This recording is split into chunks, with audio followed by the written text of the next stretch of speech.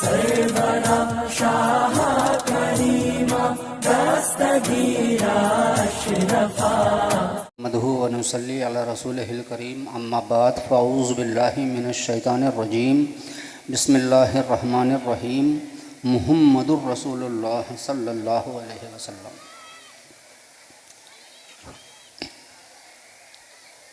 12 रबीउल अव्वल थी। सुबह सादिक 8 या 20 अप्रैल 570 ईस्वी को नूर मुजस्सम सल्लल्लाहु अलैहि वसल्लम इस खाकदाने गीती पर तशरीफ़ लाए और ये सारे के सारा आलम जहान मुनव्वर हो गया।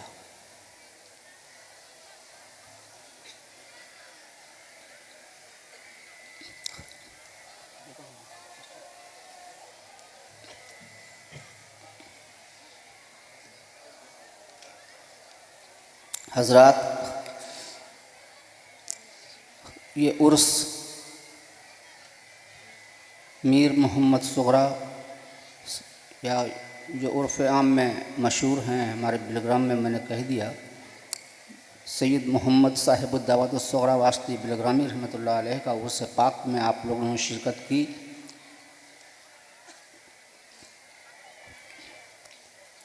आप लोगों का बहुत शुक्रिया। हमारे उलमाए कराम मेंबर पर रौनक अफरोज़ हैं। अलजामियतुल अशरफिया मुबारकपुर के उलमाए कराम रात में भी तशरीफ़ लाए थे और मदरसे की वजह से कुछ लोग वापस जाना पड़ा। मैं उन तमाम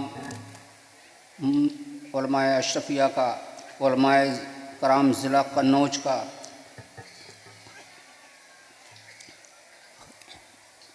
महाराष्ट्र, मुंबई, कर्नाटक, उड़ीसा,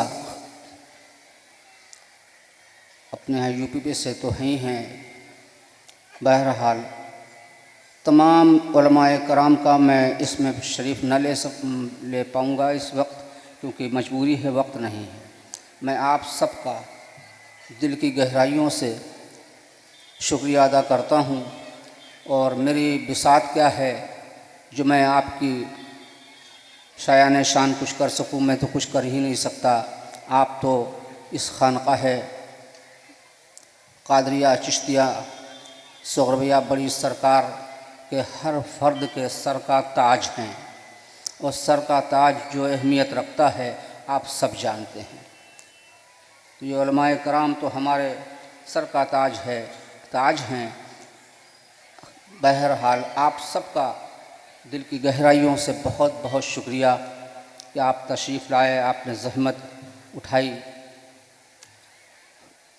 साहिब उर्स के सज्जादा नशीन मौलाना सैयद उवैस मुस्तफ़ा वास्ती का भी मैं बहुत शुक्रिया अदा करता हूँ, उनके शुक्रगुज़ार हूँ कि जद्द अमजद का उन्होंने बहुत ही उर्स का इतना बड़ा एहतमाम करते हैं। अल्लाह ताला इनकी उम्र दराज फरमाए सेहत और आफ़ियत के साथ।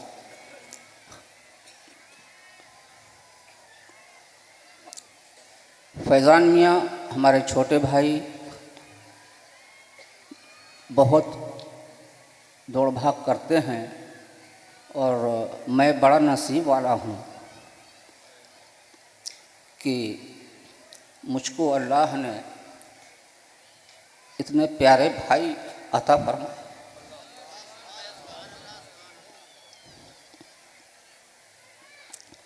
वैस्मिया का आलम ये, अगर गाड़ी लेने जाएं 10 बार फ़ोन करते हैं कि भाई क्या सफ़ेद रंग की लूँ, नीले रंग की लूँ, यहाँ तक कि जब तक कि भाई ना कह दें, जब तक कि कलर गाड़ी का कलर न ले, पैसा अपना खर्च कर रहा है और इजाज़त भाई से ले रहा है। फैज़ान मियाँ माशाअल्लाह 3 बच्चों के बाप, और आज भी हम उवैस मियाँ इतना डांट लेते हैं उनको, इतना डांट लेते हैं कि हम इतने से बच्चे 10 साल के बच्चे को नहीं डांट सकते, हम लोग जितना उसको डांट लेते हैं।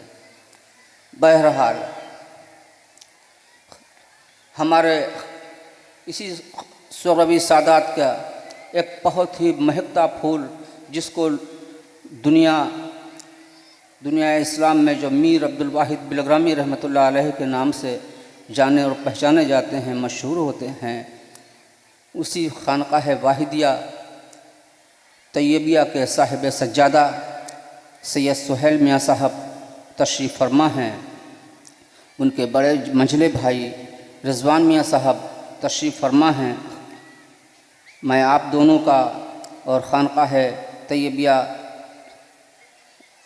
खानकाह वाहिदिया जाहिदिया के साहिब सज्जादा हुसैन मियाँ साहब का, सैयद साहब से शाहब मियाँ साहब का और बासा शरीफ के साहिब सज्जादा तशरीफ़ लाए हैं उमर मियाँ साहब, मैं इनका और बहुत शुक्रिया अदा करता हूँ। मैं अपने बिलग्राम तहसील के SDM साहब का, तहसीलदार साहब का, CO साहब का, कोतवाल साहब का, SSI साहब का और पूरे पुलिस प्रशासन का बहुत बहुत शुक्रिया अदा करता हूँ, बहुत बहुत शुक्रिया उनका अदा करता हूँ। हज़रात, हमारे बिलग्राम के चेयरमैन साहब, उनका चेयरमैन साहब का, हमारे वार्ड के मेंबर साहब का, हमारे हैदराबाद मोहल्ले के मेंबर साहब का, काजीपुरे के मेंबर साहब का, और मैं बिलग्राम के तमाम लोगों का शुक्रिया अदा करता हूँ। और यही नहीं, बिलग्राम के तमाम लोग, हिंदू मुस्लिम, सब के सब हम लोगों से बड़ी मोहब्बत करते हैं और हम भी उनके लिए 2 बजे रात में अगर मेरे लायक कोई काम हो, मुझसे मतलब उस साहिब सज्जादा के लायक कोई काम हो, मुझसे कोई काम हो 2 बजे रात में, मैं भी हाजिर हूँ।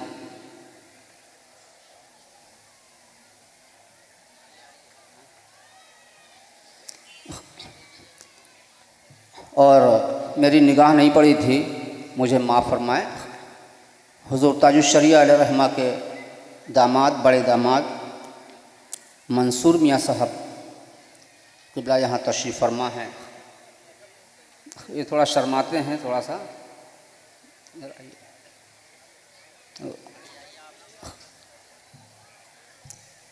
मंसूर मियाँ साहब का, मंसूर भाई का बहुत बहुत शुक्रिया कि वो उन्होंने ज़हमत फरमाई और तशरीफ़ लाए।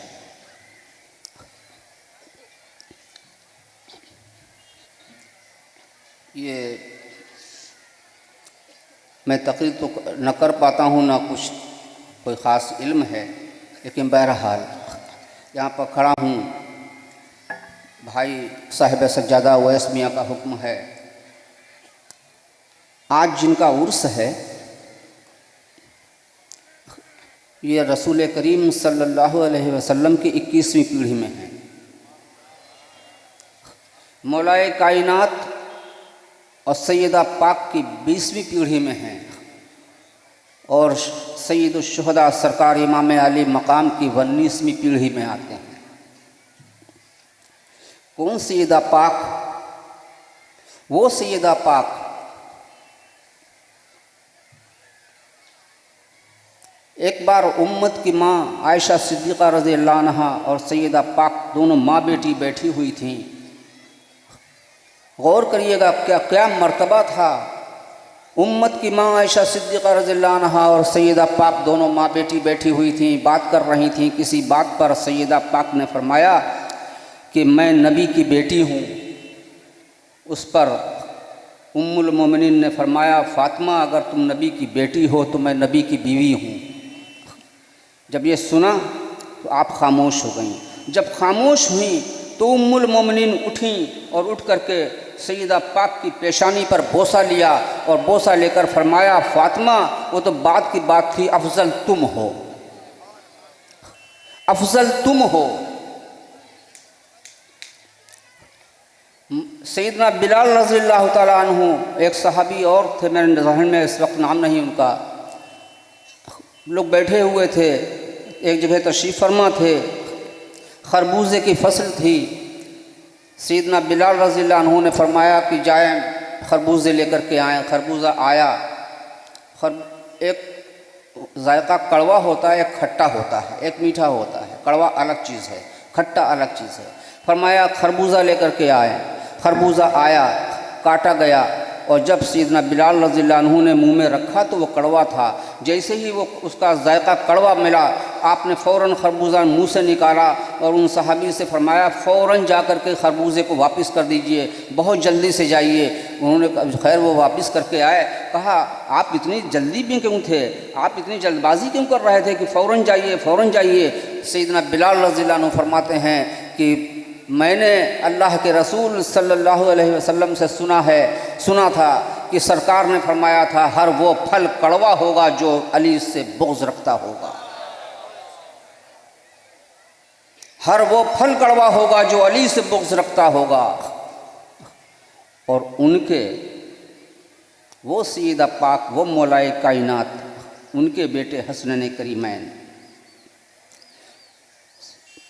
साहिब उर्स के जद्द अमजद सरकार हुसैन पाक, बात बढ़ जाएगी। बहुत शाम से नारे लग रहे थे, लगना भी चाहिए। ख्वाजा अभी सैयद साहब तकरीर फरमा रहे थे, ख्वाजा हसन बसरी रज़ियल्लाहु अन्हु का ज़िक्र फरमाया, उस पर याद आ गया। ख्वाजा हसन बसरी रज़ियल्लाहु अन्हु के पास में एक शख्स आता था दीन हासिल करने, लेकिन उसके पास से बदबू बहुत आती थी और मुंह से बहुत बदबू आती थी। काफ़ी कई दिन तक चलता रहा ये। एक दिन ख्वाजा हसन बसरी रज़ियल्लाहु अन्हु ने उसको बुलाया और बुला के कहा एक बात बता कि तेरे जिस्म से बदबू आती है और मुंह से बहुत बदबू आती है, बर्दाश्त नहीं होता, इसलिए मैं तुझे दूर बैठालता हूँ, मैं अपने पास तुझे नहीं आने देता, तेरे मुँह से इतनी बदबू आती है, ये वजह क्या है। वो रोने लगा और रो के कहा उसने, हुजूर वो उस गिरोह में था, वो उस गिरोह से ताल्लुक़ रखता है जिसकी ड्यूटी फुरात पर पानी न ले जाने पर लगाई गई थी, कि पानी न पहुंचने पाए, ड्यूटी वहाँ पर लगाई गई थी।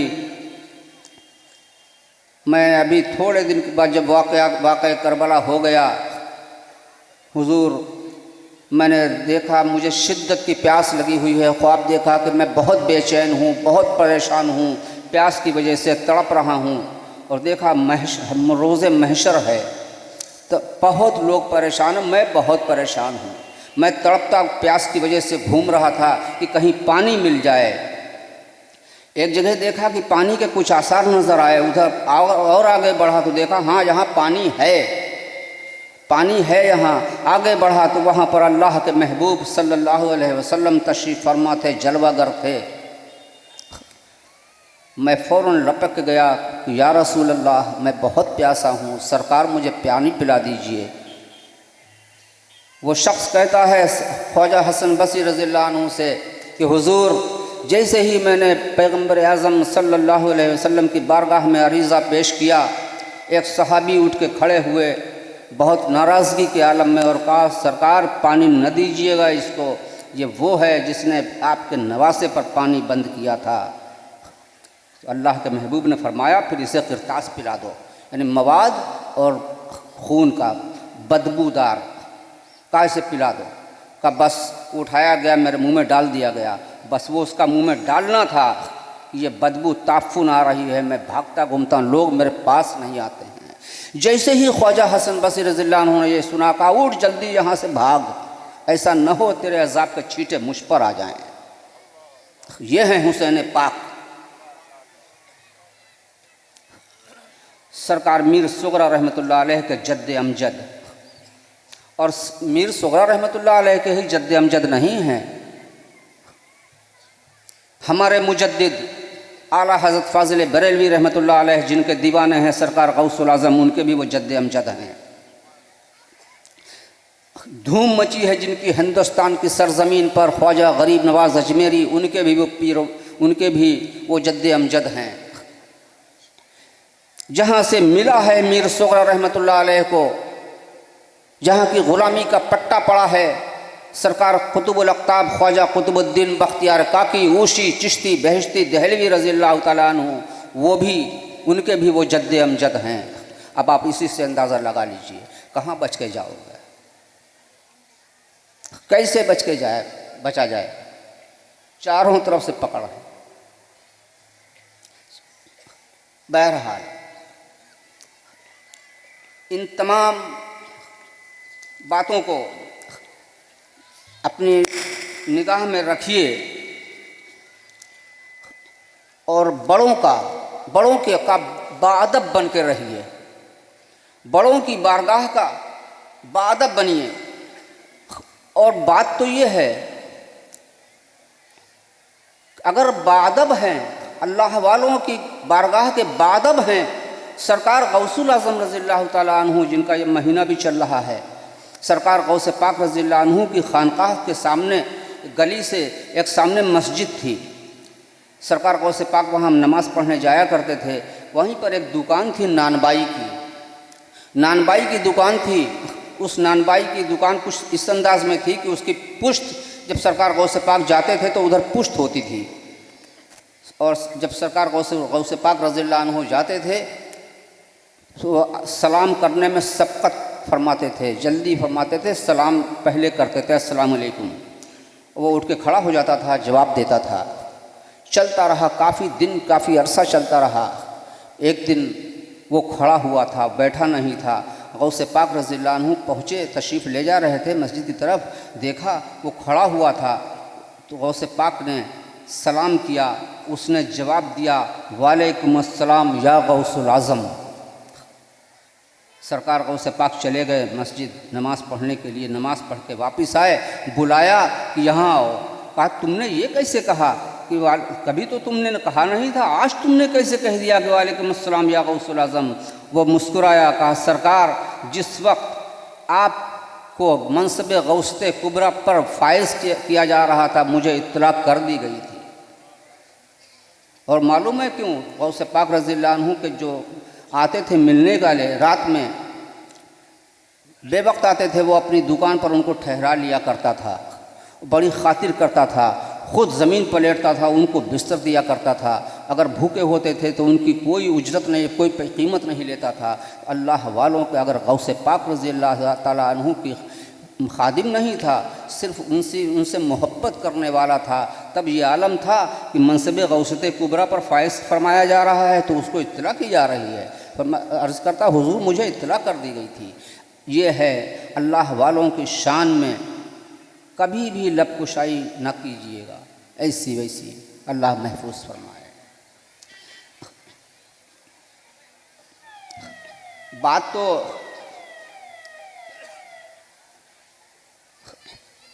कुछ दो एक बातें आप लोगों से बता दूं। आजकल सोशल मीडिया का दौर है, सोशल मीडिया का दौर है। इसमें तमाम अनसंट बातें होती हैं, झूठ फरेब, लड़ाई झगड़े करवाने वाली। आप सोशल मीडिया से बचे रहिएगा, सोशल मीडिया से बिल्कुल बचे रहिएगा। कोई लड़ाई, इसमें तमाम खुराफातें होती हैं, आप कोई खुराफात में न पड़िएगा। आप अपने जो भी, अगर आपको कोई बात है आप उलमाए कराम से पूछें, अपने पीर से पूछें जहाँ से आप मुरीद हैं।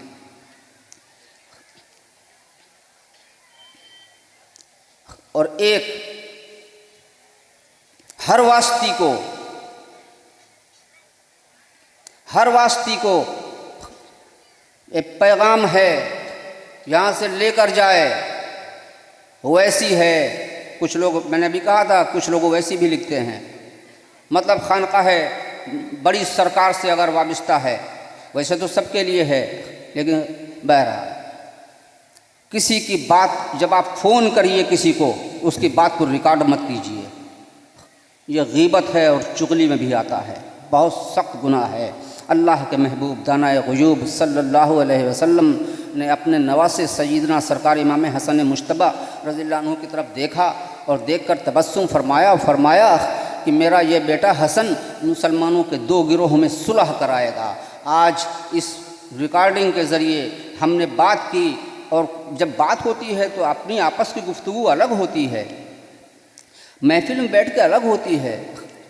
बात की और उसके वायरल किया, तमाम लड़ाई झगड़े आपस में फूट पड़ रही। बहरहाल इससे बहुत बचे रहिएगा।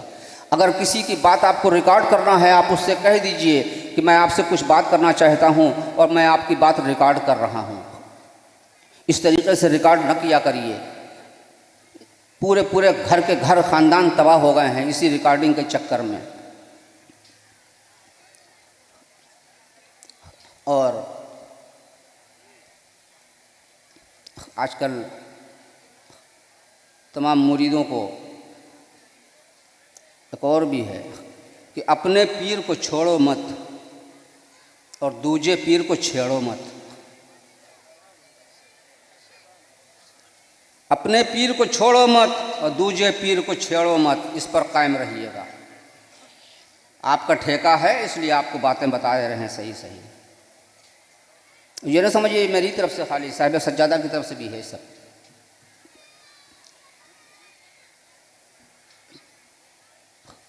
हमारी माँ बहनें भी बैठी हैं। अभी सैयद साहब सैयद शबाब मियाँ साहब ने बहुत अच्छी नासिहाना अंदाज में उनको हिदायत फरमाई, सुन लें।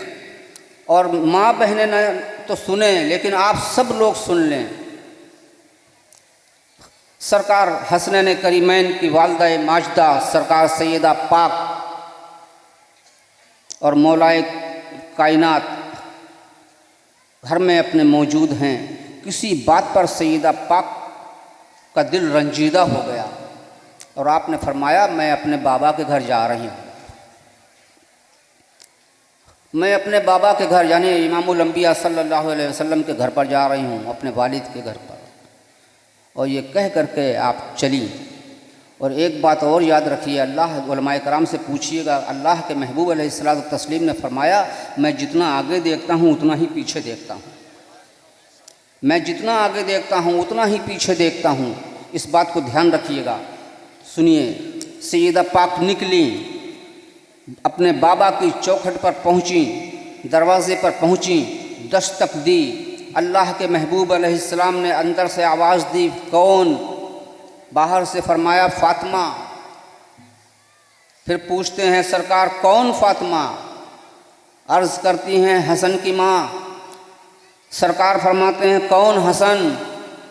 अर्ज़ करती हैं हुसैन की माँ। फरमाते हैं कौन हुसैन? सरकार अंदर हैं, सैयदा पाक बाहर हैं। वो नबी जो ये फरमाए कि मैं जितना आगे देखता हूँ उतना ही पीछे देखता हूँ। सैयदा पाक समझ गई कि बाबा को नागवार हुआ है, पलटी अपने घर की तरफ जाने के लिए। उधर मौलाए कायनात ने सोचा कि बहुत सैयदा बहुत चहीती है इमामुल अंबिया की, ऐसा न हो कि सरकार के दिल अतहर को कोई चोट पहुंच जाए। वो उधर से लपके दोनों बीच में मिले। इधर से सैयदा पाक एक तरफ से चली, दूसरी तरफ से मौलाए कायनात चले और वह दोनों बीच में मिले। मिल करके दोनों फिर वापस गए। सैयदा पाक ने दस्तक दी। अल्लाह के महबूब ने फरमाया कौन? अर्ज़ किया आपकी बेटी फ़ातिमा। फरमाया कि साथ में कौन है? अर्ज़ किया आपके दामाद अली। फरमाया अंदर आ जाओ, अंदर आ जाओ। आज छोटी छोटी बातों पर आप अपने बेटियों के घरों को उजाड़ रहे हैं।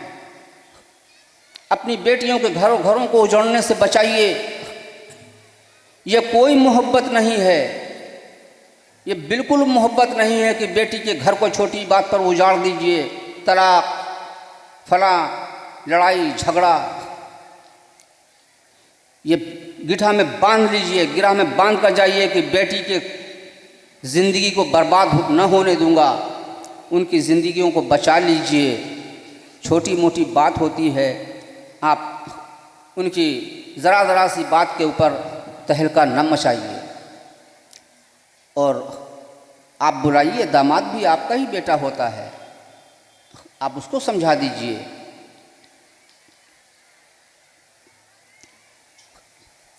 मैं हर साल बताता हूँ, इसलिए बता देता हूँ कि हर साल बहुत से लोग नए आ जाते हैं।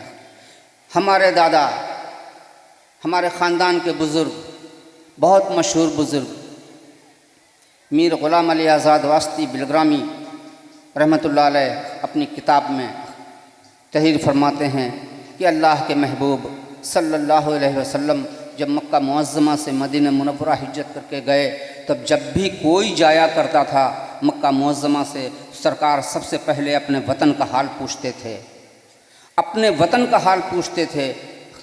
और सैयदना बिलाल रज़ियल्लाहु अन्हु तो वहाँ की घास तक का हाल पूछा करते थे। मालूम यह हुआ कि वतन से मोहब्बत करना मेरे नबी की सुन्नत है। हमारा मुल्क हिंदुस्तान है, हमारा वतन हिंदुस्तान है। जो जिस मुल्क में रहता हो अपने मुल्क का वफ़ादार बनकर रहे। हमारा वतन, हमारा मुल्क हिंदुस्तान है, इसलिए हम यहाँ के वफ़ादार हैं। जब मुल्क की बात आएगी तो हम कहीं की बात न करेंगे, अपने मुल्क की बात करेंगे, अपने वतन की बात करेंगे। याद रखिएगा इस बात को कि हम हिंदुस्तान के हैं, हमारा वतन हिंदुस्तान है।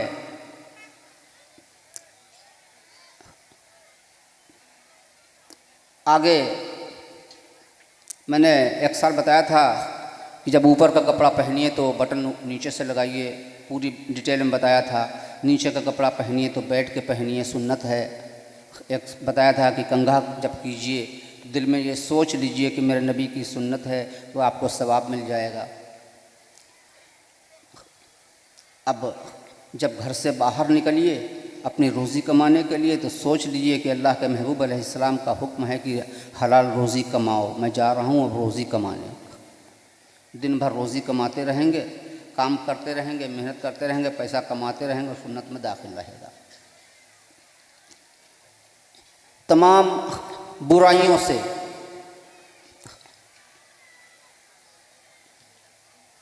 तमाम बुराइयों से बचने की कोशिश कीजिए। अपने बच्चों को पढ़ाइए, अपने बच्चों को पढ़ाइए।